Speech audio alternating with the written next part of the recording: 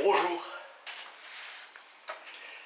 Tegehardt, nom d'emprunt Johannes de Silencio. Crainte et tremblement.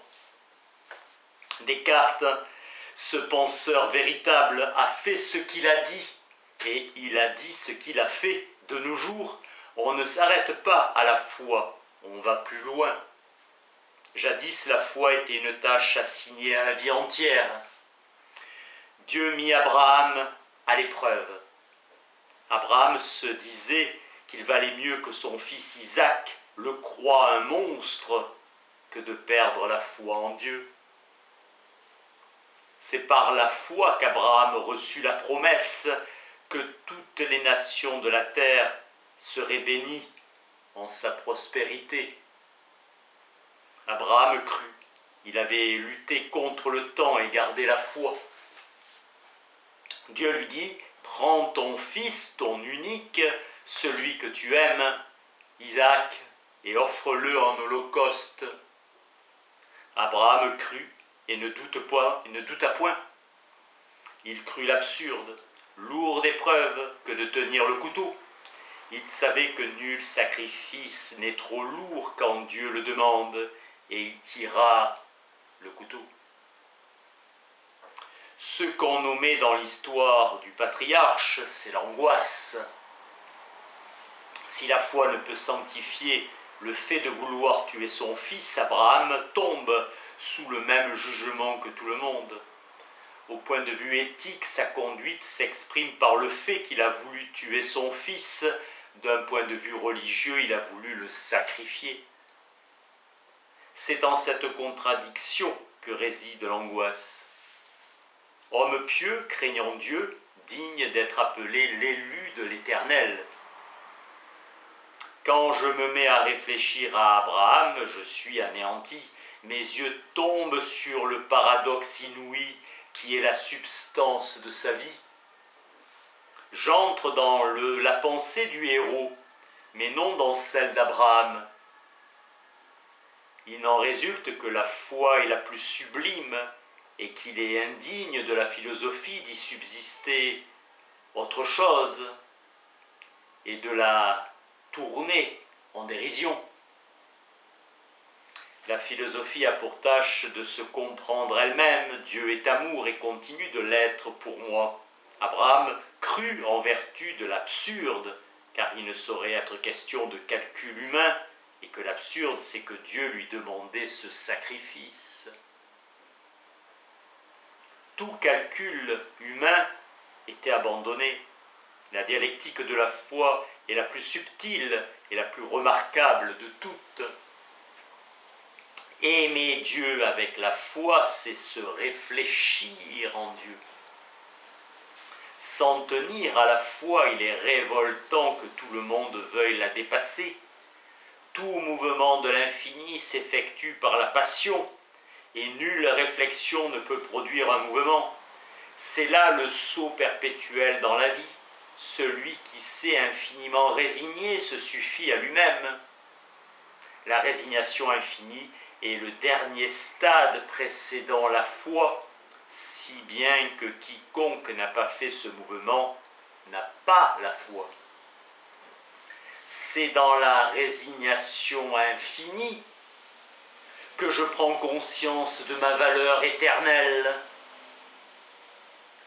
Le chevalier de la foi renonce infiniment à l'amour, substance de sa vie. Il est apaisé dans la douleur. Alors arrive le prodige. Il croit en vertu de l'absurde que tout est possible à Dieu. La foi n'est pas une impulsion d'ordre esthétique, elle est d'un ordre plus relevé, présuppose la résignation. Elle n'est pas l'instinct immédiat du cœur, mais le paradoxe de la vie. Il faut de la force, de l'énergie et de la liberté d'esprit pour faire le mouvement infini de la résignation et que son exécution soit possible. La résignation n'implique pas la foi. Ce que j'acquiers dans la résignation, c'est ma conscience éternelle. Bienheureuse harmonie avec mon amour pour l'être éternel. Par la foi, le chevalier recevra la princesse par l'absurde.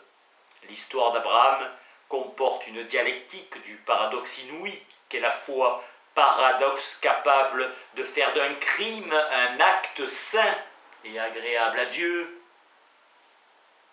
Paradoxe que ne peut réduire aucun raisonnement parce que la foi commence précisément où finit la raison. Kierkegaard appelle Anfotkeltels cet état où l'homme se trouve au seuil du divin, crise spirituelle devant le mystère de l'absurde, doute religieux prélude à la foi comme le doute cartésien prélude à la connaissance. Abraham représente la foi au point de vue éthique. Le père doit aimer son fils plus que lui-même. Le père doit accomplir héroïquement ce sacrifice. Abraham franchit par son acte tout le stade éthique. Dans la vie d'Abraham, le père doit aimer son fils. Par son acte de sacrifice, Abraham prouve son amour de Dieu. Dieu étant pris au sens totalement abstrait de divin, c'est-à-dire de général, de devoir. Abraham sait qu'il suit un chemin solitaire, qu'il est simplement éprouvé, tenté. Le véritable chevalier de la foi est toujours l'isolement absolu. Il y a un devoir absolu envers Dieu.